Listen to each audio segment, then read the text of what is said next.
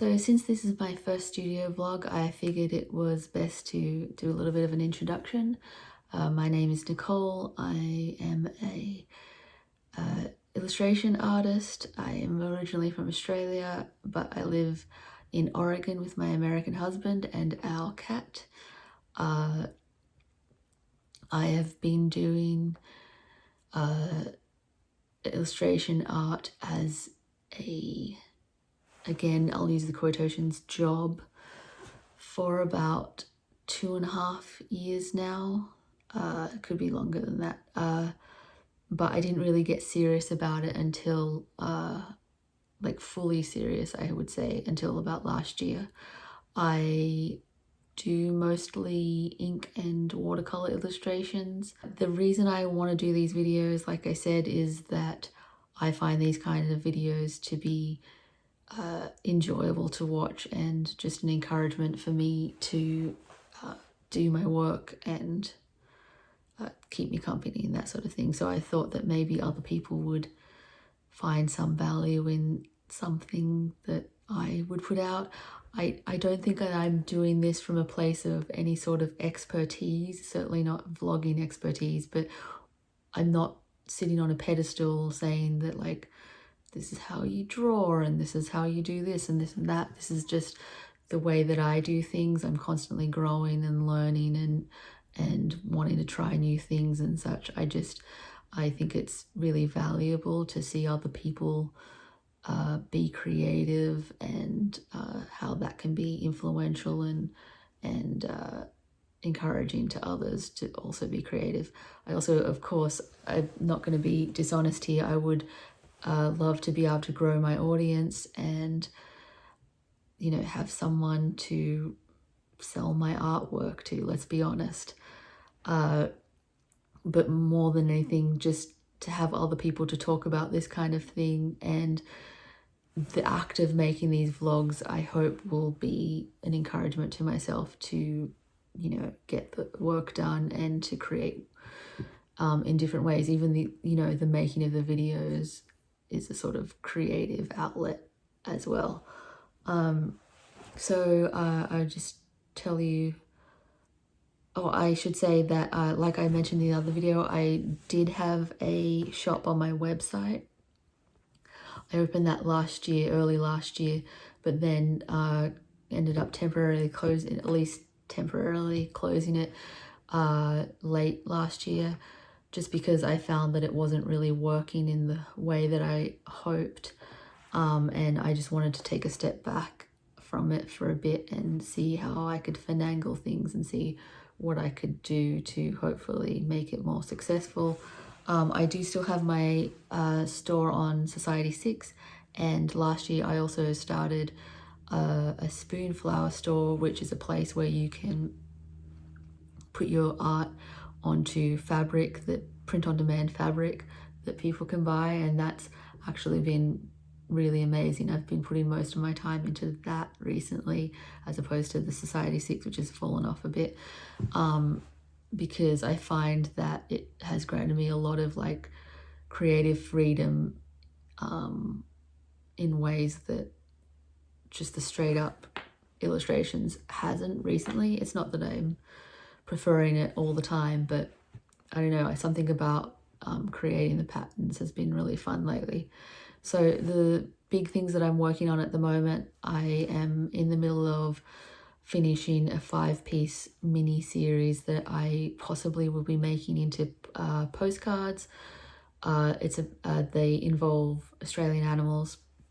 Like I said, I'm Australian, and I'd really like to create something to hopefully raise some money to help with those people fighting the fires and facing what is going on in the hellscape that is Australian weather at the moment.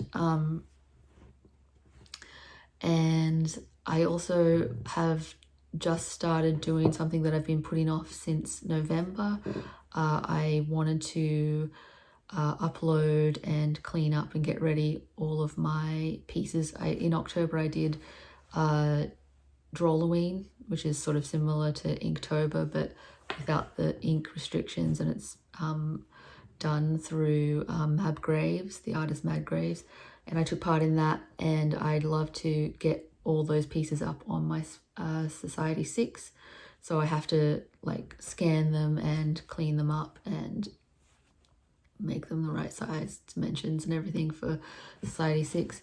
So those are two of the things that I've been working on, and I just yesterday finished my current Spoonflower collection. Basically, to make fabric on Spoonflower, you have to order proofs of every single design you make so that you know it looks the way that you want it to look. And you can't sell a design without having already seen the proof. And the most cost-effective way to do that is by waiting till you have 30 designs, because then it's the best value for money when you are ordering the proofs. So I think yesterday finished my 4th or 5th collection, and I sent away for those proofs. That takes a week or two to get them back, and then I can then make those designs public on Spoonflower. But yeah, so that was a big thing I just finished. That usually takes me a month or two to do those 30 designs, depending on like how many sort of similar patterns I make and that sort of thing. So those are the main things I'm working on. I think I'm about, I should say it's Sunday morning today, though technically for me it is my nighttime because I'm currently on schedule where I'm awake overnight.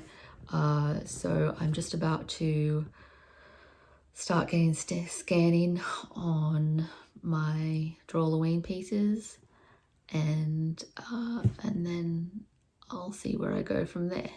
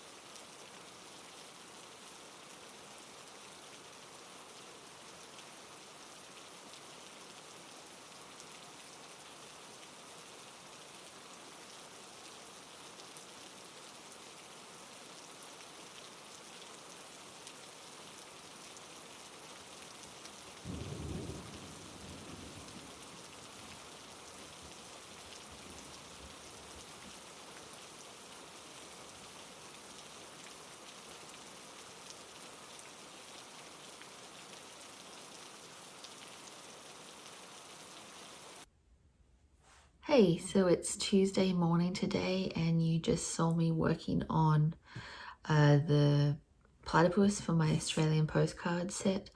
And here is the finished result.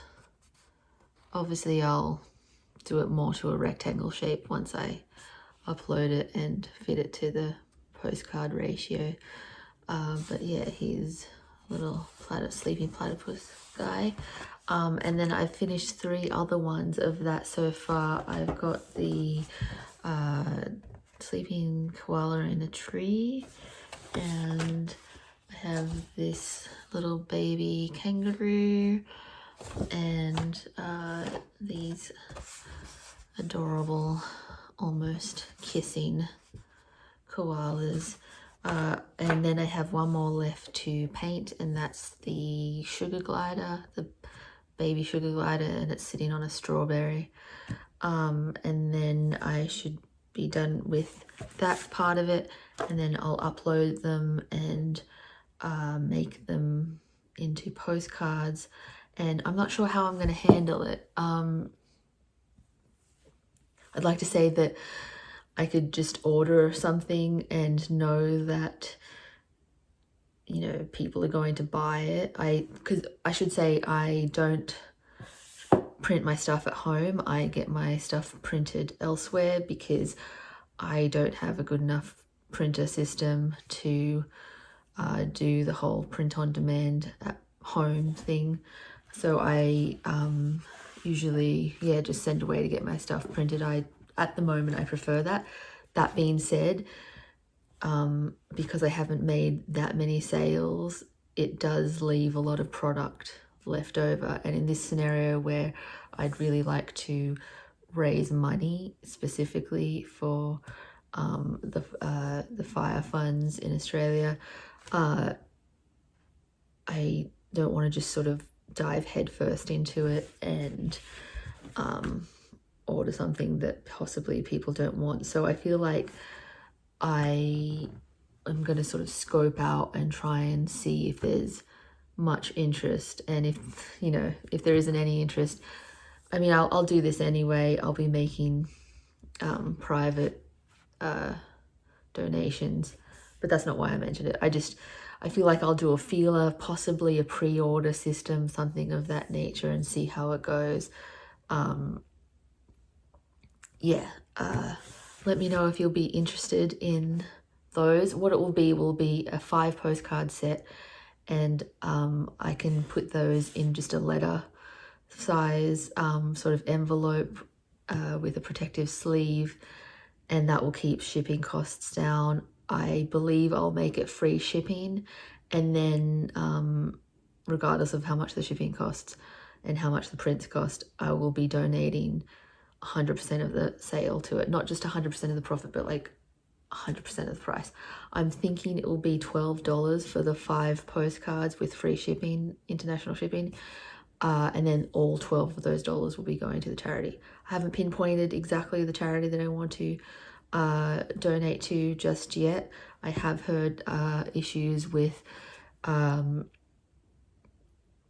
like specific wildlife foundation, not wildlife foundations, but like wildlife charities being isolated to state by state situations.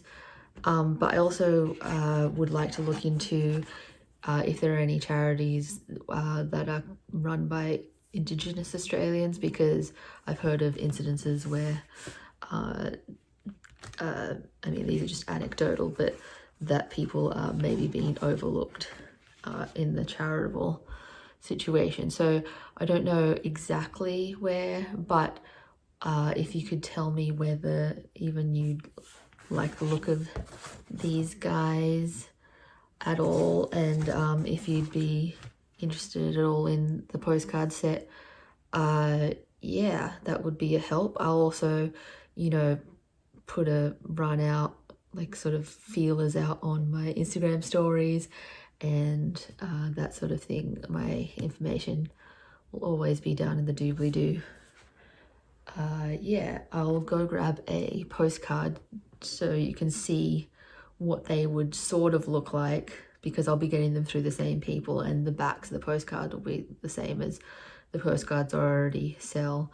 I get my stuff done through I get my stuff done through Moo, who I am a big fan of. I know that they're more expensive than, say, Vistaprint and stuff, but I have ordered through Vistaprint, and I just think the quality is not there compared to Moo. I would prefer to have a really nice product. And people have said to me about my postcards, and this isn't down to my design, this is down to Moo, that it's really nice quality. They make, I find people who want the postcards to put up on their wall, because some people like really small prints and stuff. I think the quality of Moo is really good for that, and also, like, you know, surviving being in the mail and all that kind of stuff. But I'll go grab one now. I said I would grab one, but I actually grabbed one of my sets. So this is my red panda postcard set. It's sort of like I wouldn't say it's gloss on the front. It's got the slightest of shimmers, but like a real nice feel to it. They're very quality thickness.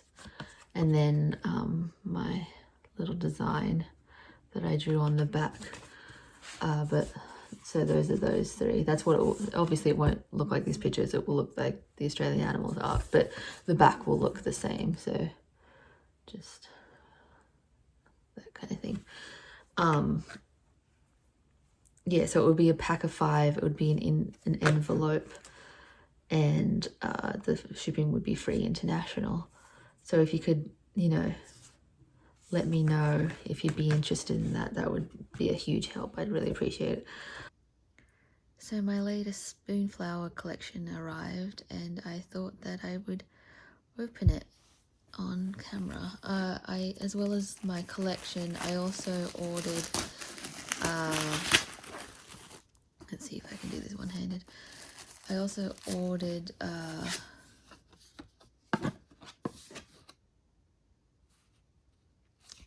sample packet of all of their fabrics. It's just like this right here. It's really nice. It comes in a little box, and it's just I believe it's a 4x4 of every single one of their fabrics, so that I can possibly make something in the future. I have an idea of something that I want to make in the near future, and I wasn't sure what kind of fabric would be best for it. So this was only $3, which shocked me, because it seems like it's a decent amount of size fabric, not enough to do anything with, but like I was expecting like a little key ring type size fabric. So $3 for that seems a good deal. And so I got that. I also saw that, oh, I should open that. That's see if I can do that one-handed.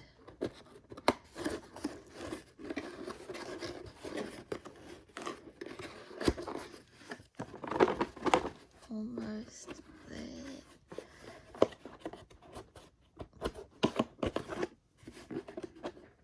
I'll come back to that. But as well as that, I got obviously my sample, which is the thing on the bottom, and then this, which I believe Spoonflower themselves create, which is just a color swatch fabric with all of the colors and their codes on them, so you can know when, you know, when I'm working in Photoshop, I can know exactly what the color is going to look like, at least on this petal cotton, which is what I believe it is. I don't really do full digital stuff, because I don't have that set of expertise, but I do sometimes add accents and that sort of thing when I'm working in Photoshop to make my patterns, so that'll come in handy for that. And then this is how the samples come. It's a yard of fabric, and if you order all 30, which is what I do every time, they just put it into an 8x8 of each one. And usually I resize all of the patterns before I do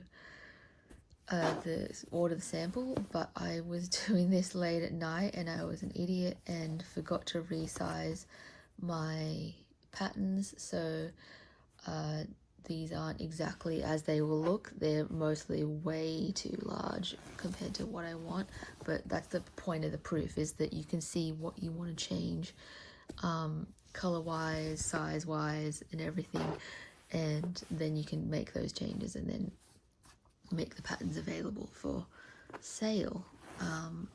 But even though these aren't the right sizes, it still allows me to see the kinds of colors that, yeah, these are huge. Like that's a bee right there, so, and that's like the corner of a scarab, so, and an even bigger bee. So those are way too enormous, but I kind of have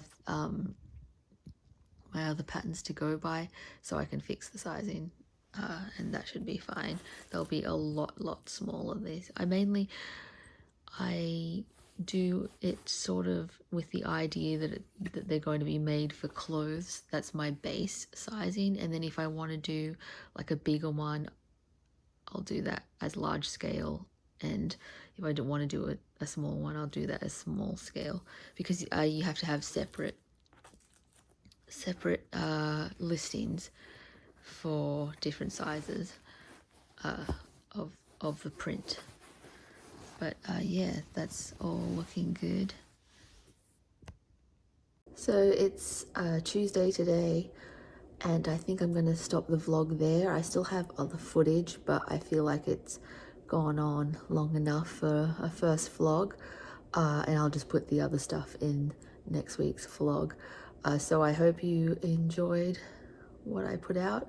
I feel like I'll hopefully get better at it as I do it more, and I'm also hoping that I can get some sort of setup where I can film top down, so I can actually show making the art more often at a better angle. Anyway, so I'll leave it there and I'll see you next time. Bye.